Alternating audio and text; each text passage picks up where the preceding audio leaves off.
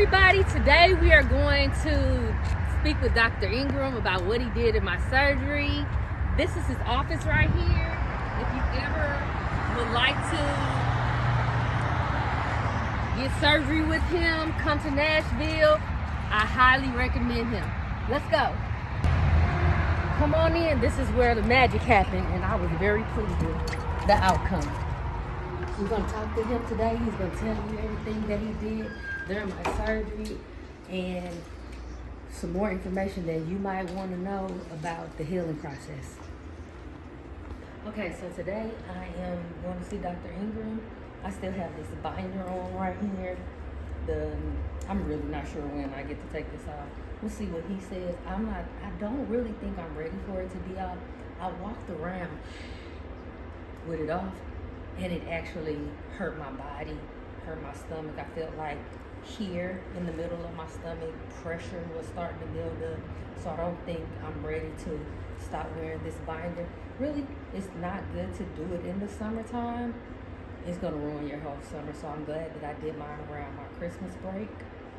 So it's giving me time to heal before getting to that summertime. So I think I'll be ready for that. Yeah. All right, this is Dr. Ingram. Hello. How are you? Let's sit together. Yeah. So we're right at a month, right? Yes. That's fantastic. So this is a big visit. You know, all the wounds have healed well at this point. There's still some swelling, usually in the lower part of people's abdomen. At about a month, most people do need their compression almost all the time. Your drains are out, so we can use either a faja or the binder, or a combination, depending on. Now, what's a faja? It's a body shaper. Oh, like the Spanx. Like the Spanx, but a little stronger. Yeah, a little stronger than Spanx. Yeah. How you spell that? Faja. Yeah. F-A-J-A. I think they're from Colombia, but they're from somewhere south of the border. Okay. Okay. Okay. Well, let's take a look at your tummy. Okay.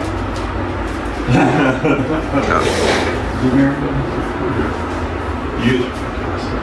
Yeah. That's my fault, because Maybe that's why I said that. Yeah, that's why I said that. But you know, we can feel your muscle layer really tight right beneath here, which is so good. Your belly button is perfect. The scar tape is exactly what you want to know. Everything feels really, really smooth, and on your horizontal incision. I think these are going down on their sides. They really feel a lot looser. Yeah, than they were last like really bulky and hanging out. They were just a little more swollen. These are great compression pains. These are really excellent. And some women pull these dudes up lucky. Like a lucky James, or you're lucky you can get there. You look great. You really look fantastic. I'm going to get you a smaller binder. Oh, okay. Yeah. Kind of decide which one you like. Okay. Some days you'll need the whole thing. Some days you'll just need the smaller one on the bottom, because this swelling down on the bottom is a little tighter than the swelling up top. So we want to always compress that, and maybe sometimes not compress the top. Let it just come down on its own. Okay. So much more comfortable. So much more comfortable. Nice. And then I would always wear it over this, because this is really good. This is one of the best compression pants I've ever seen. I've never remember the brand. It's easy to remember. But you look perfect. Thank you. Do you feel swollen down here? I do. That's what I was telling her. Like, yeah, I think my legs looks bigger. Yeah, and it's just swollen. So you may want to get something like this that's more like a bike short. Okay. Yeah, it is interesting, but the swelling, it's just gravity. It works its way down. So you know, if somebody gets a black eye, it tracks down their cheek over a few days. Yeah. Same thing with this, but it's not blood, it's just fluid. Yeah, sometimes people's ankles even can be swollen. That's interesting. But you're just swollen kind of from here to here. You know, maybe halfway up from your knee to your hip. More here, because the skin is so much thinner there. Not much here, because this is muscular. But this skin, you know, it's like almost as thin as the skin on your eyelids. And you know, I can just see it. If this were to be more like a bike short. They have something like that. I know what you're talking about. Yeah, and it'll just compress that. Gotcha. It'll compress that. It's eventually going to get into your lymphatic system. It's going to turn into urine. but we want to just help it because the compression anywhere you're swollen is good. Just like an athlete hurts his knee, you know, they're going to put an ice wrap right on there and then put some ice for the first few days, which your weight has. Okay. But the compression just squeezes it back into your blood system, and that's what you want. Because I was like, why is my jeans not still kind of It's probably tight? hard to get them off. Yeah. I was like, well, there's a lot of swelling there. There's a lot of Okay. swelling there. So it's probably increased this measurement, the circumference. Okay. Bless you. It's probably increased the circumference probably an inch, maybe an inch and a half, because it is firm here. And just having your compression, which is excellent, but just having it come down to here rather than here will push that all up into, and it's these lymph nodes right here. Okay. Those are the lymph nodes that drain this part of the body. Got you. Yeah.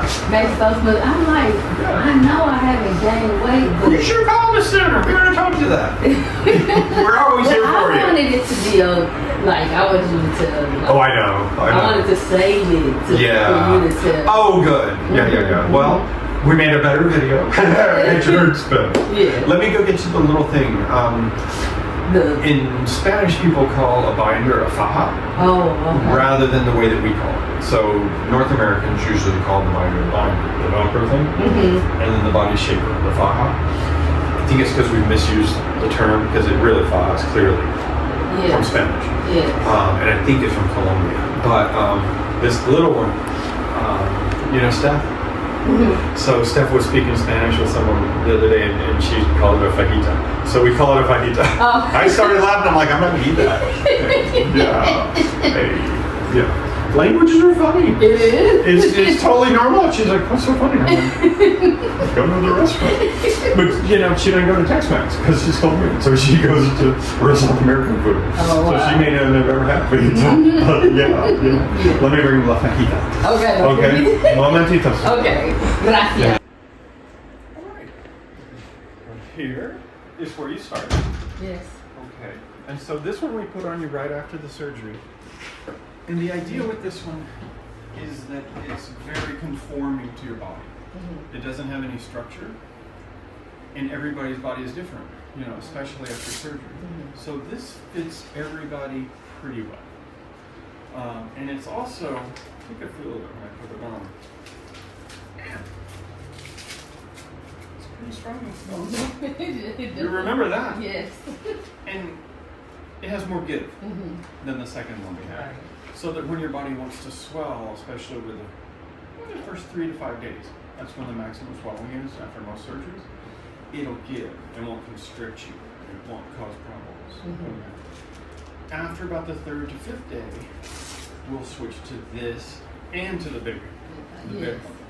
And so the difference with this one is, so this is kind of, I'll call this stage 2, because it's our second stage, but the fajas have stages which are not related to this. But our stage 2 is we start to use a postpartum binder. So these are designed for after C-sections.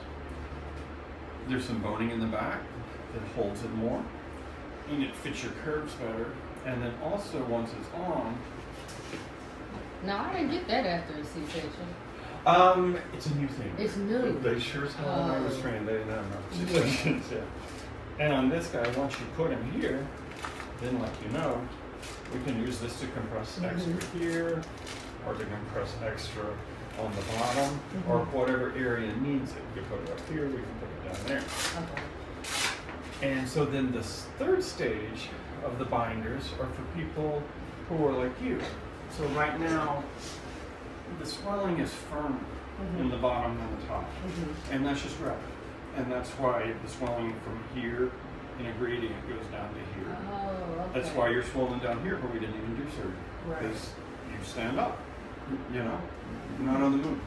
And so then we switch to a mixture of the white one or the black one. So stage 1, stage 2, and then we call this the fajita because it's a small faja. And then this just goes right around here, and I'll put it on you. Yes. So we can see. And so you want to just kind of put, you know, sort of the middle of it behind your back. And then I'm going to pull this guy pretty firmly. And it goes right like that. Oh, that one feels better. Doesn't it? Yeah, Much. because it's right where you need it. Mhm. It's right, and it's not doing this to you. Mhm. You don't feel it kind of poking in the bottom because you're Mhm. curvy. You know. Yeah. These are tough to get on people who are curvy because, you know, Yeah. it wants to roll up on you or it Mhm. wants to poke into your back. Yes. So this should be a lot more comfortable. Yes. And now we'll plan to kind of alternate every day. Okay. But if it turns out you alternate 3 or 4 times, you don't see any difference, try just this guy. And if you swell up more, then we'll go kind of backwards, but to the Mhm. ones that give you more compression up top. Nice. Yeah. Now you said you was gonna tell them how you did the surgery. Yeah, absolutely. Can you explain Absolutely, yeah. So, let's use you, Okay. okay? And we'll keep all your clothes on. But so how we do the surgery is we take a look at where the problems are. Mhm. Usually there's more problems below the belly button than there are above. Mhm. Usually above the belly button's a little fuller, and Mhm. certainly there's a little thicker fatty layer than the bottom. Yes. So the incision goes right about here. So this is about where your hairline is. Mhm. We come down a little bit in here, so we tighten you down there. So we tighten your muscles area. And then, so there's a little triangle like that we make. And then a curve that follows your body's contours. Go as far back as we can on the surgery table. Mhm. Then we go straight down to your abdominal wall. So if a person has had a C-section, we're going to take that out. We're going to take all that scar tissue out.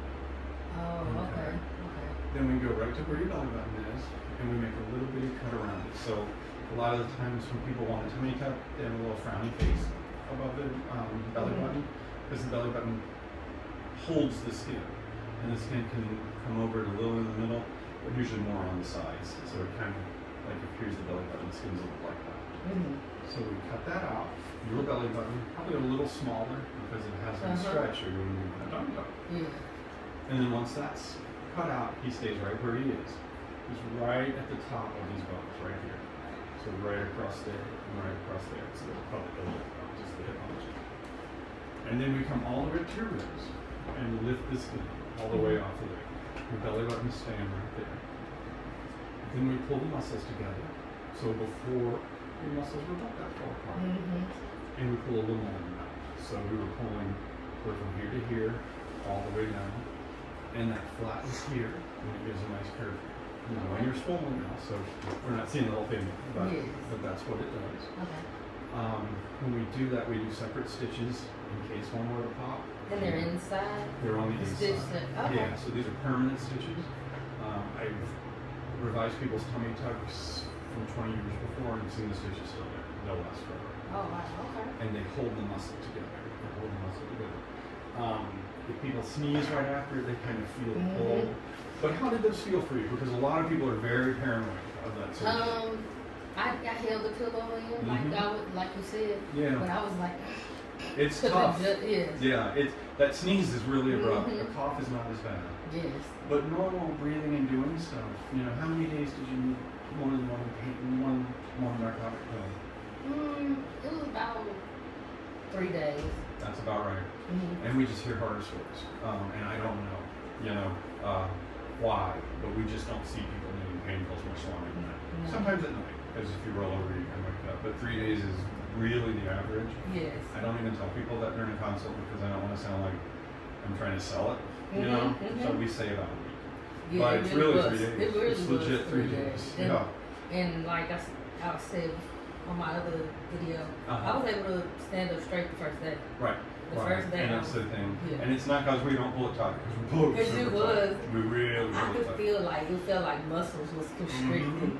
And they are, and you're feeling that because of the stitches that pulled it. And so the muscles move, and they're not normally anchored, Mm-hmm. but you're feeling like a wave kind of. Mm-hmm. Like when it's in the ocean, it just goes like that. But when it comes to the beach, you can see each one breaking separately. Yeah. You know, rather than It's like when you work out.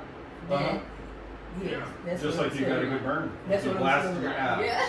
Yeah, exactly. Yeah, that's what it feels like. And so then what we do is we flex the table a little bit, probably about 35 degrees, something like that. Mhm. So you're flexed like this, and then we pull this down as fully as we can do it without it feeling like it's going to come Oh. apart.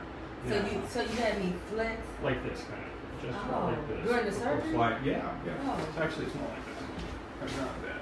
So you flex it out like this, and it act like this is your skin, and pull it down to right where we went there, make a little mark on it, then we cut out the hole for your belly button. Right where your belly button is, we'll usually bring it down just a little bit, because it's kind of sexy to have a low belly button, but it's in the same place but maybe down about that much.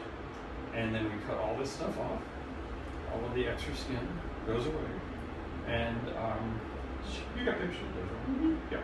And then we put this first stitch here to hold it, we sew your belly button in, and then we close this and this in 4 layers. So you have about 350 stitches in you. Oh, wow. Right, but we only had to take out these guys. So 2, usually 3, 4, 5, and then the little 10 around your belly button, because we use a different type of stitch there because it's not as tight. But the other, I don't know, 332 stitches, your body absorbs them, except for these and these third. Okay. And so, like the scar that's around your, does it go away or is it always? There's always a scar. Okay. Anytime you have any surgery, there's a scar. Actually, except for surgery on embryos, which they're doing now. They're fixing cleft lips and palates. You know when people have a hair lip, even when it's fixed, you can see that? Yes. They're doing that before the babies are born now sometimes. So it looks perfect. Yeah, I don't know if I would do that. In the uterus? In the uterus, yeah. Whoa. They're going to intrauterine surgery for that. And for some other things like when the abdominal wall doesn't fold properly. I was at Baylor, which has the biggest children's hospital in the world. And I was there as a visiting professor of plastic surgery. But they let me see some of that, and they had a baby whose all of his intestines were out of his body. And they had expanded it, and they stuck him back while he was still in his uterus, and they closed it. So, I mean, unbelievable. Yeah, really unbelievable. They were just starting that when I was training. I'm like, this is stupid. But it's amazing. I'm like, you're going to kill them all? I'm like, I wouldn't let you touch my baby, he's going to have a scar.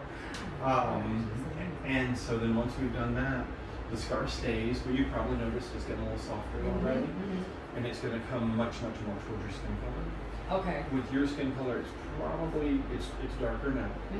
It's probably going to be just a little bit darker than your original skin color. Gotcha. Sometimes people have different skin color down here versus here, you know? You do. And then you can really see a difference in the skin because all that numbing skin is gone. Yeah, but it just, you know, from this point, we're right around a month, we're using scar tape.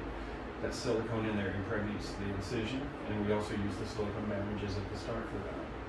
And then it just gets into there, it softens it, and then your body, after about 90 days, so about 2 months from now, is going to start putting down new collagen. So when you have a new wound, you know, our bodies don't know about surgery because evolution doesn't keep up with technology. So it just throws down a bunch of collagen to close the wound. And then your body's going to absorb a little bit of that collagen and put it down, and it just gets flatter and flatter and smoother and smoother. And that starts about 90 days. Okay. I'm going to have videos to show you guys that too. All right. I'll find you something on that. Okay. Yes. Okay. All right. Okay. And then, so we'll just talk about the day of surgery. Okay. All right. So the day of surgery, we just walk back together. And I'm going to have to turn on the light in here probably because I'm not doing surgery today. And we're going to go through this door. And once we go back into here, it's the surgery center. So everything on this side of this door right here is the accredited portion of the surgery center. And so we come back this way. And this is where I was? This is where you walk back and you hardly remember it. And then this is where you came back with the wheelchair. Okay. Yeah. Okay. And so then here's the operating room. And we won't be able to go in, with clothes on and stuff because of sterility. But come on in right inside the red line, and I'll just kind of explain all the equipment and everything. Oh, he's okay right there. Okay. Just, kind of here. And so, really, most of the equipment is over that way. So here's our anesthesia machine. Even though we don't use general anesthesia here, we give everything through the IV, which is you get over it much more rapidly. Yeah, and actually, the anesthesiologist has a little more control. And I did get over it differently than I had in the past with anesthesia. Huge difference. It's a huge difference. It really was. Yeah, those drugs just stay longer, and they can give you a brain fog for like up to a month. It really was. Yeah, and these guys, they get right out of you. And usually it takes me longer to remember where, but I looked up. I remember the whiteboard. Did I was you? like, am I in school? Was your name still on there? I think so. I was like, am I in school right now? Like, it was totally, very quickly I remembered. Like, And the whiteboard's very important. I'm glad you mentioned that because I would never have thought of it. So that's where we do the pre-op. It's called a timeout. So everybody stops what they're doing, even in a place like this where we know who you are. It's not like in a hospital where maybe you went to the wrong room or something like that. There's only one room and either I've walked you in or Crystal has. But we go over your name and date of birth. We talk about your allergies. We talk about the surgical plan. We talk about the anesthesia we're going to use. Make sure that it's a safe amount to give you, because sometimes with the tummy tuck, if people have a combined procedure, it can be a lot of lidocaine. And we just want to make sure that we're very well within the safe zone of that. If there's a breast implant case, we make sure that the implants are in the room so that no one has to walk in and out during the surgery, because we don't want anything contaminated. And then at the end, the surgeon always reads it, and then I say, does anyone have any questions? Was there anything I missed? And it's just to make sure that everyone's totally focused. Okay. Yeah, that didn't exist when I was in surgery residency in the late 90s. And it's just been shown to cut down surgical errors more in the hospital context, because we're not going to be the wrong person back here. Yes. And then so there's the anesthesia machine, which we don't use. There are all the wall hookups. We have an emergency tank of oxygen. Okay. So we have a total of 6 tanks of oxygen here at all time in case there's a problem. Yeah, we just want to be absolutely certain that we don't have any issues. The CRNA stays right up there. All of her drugs are there. And there's a thing called a crash cart, which you can't see from where you are, but that little red thing right over there. Okay. And it, that's what you have, like if you see on ER, they're like, call a code, and they bring that in. So that has all the crash cart drugs in it. Okay. But we have a second set there because the CRNA sees every day, and we want her to find them immediately. And so these are in a specific order that pretty much every surgery center uses a very similar order. But these, she sees every day when she does other things, and she's right on it. So we double that up for safety. And then there's the bed where you were lying down. It's about 2 feet wide and it's very firm. You can see where it's hinged in the middle, and that's how we set you up. That blue thing on the wall, that is a headlight. So like for a breast implant surgery, we would use that. It's called a headlight, but it's just a light source. We use it through a retractor that has fiber optic in it. And you can also use a headlight, but it hurts everybody's neck, so nobody likes that anymore. And then here, this is the infusion pump that we use for your surgery. The one that's right on the bottom of there by the blue machine. And then that's the cautery we use to stop all bleeding. And then like everything, we have a backup of everything. So over there is a backup for the infusion pump.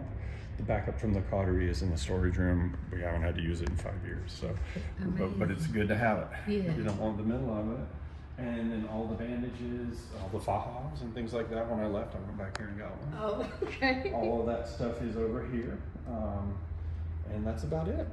So we have all of the safety equipment that a hospital would have, except for like an open heart room or a transplant room or something like that. That's so amazing how you can do that in this building. It's wild. Yeah, it's surprising. The rule book, I think, like 1,200 something pages. And when they came and gave us our first test, we missed 6 questions out of 600. The first one because I forgot to wash my hands when I went to see someone, and the other ones were very particular things, but it helps us to get better. Yeah. And so that's why you want something like that. Yeah. Well, it was an amazing experience, and I just want to thank you. Thank you. It's been a fantastic experience getting to know you and getting to know your family. Yes, thank you. Okay.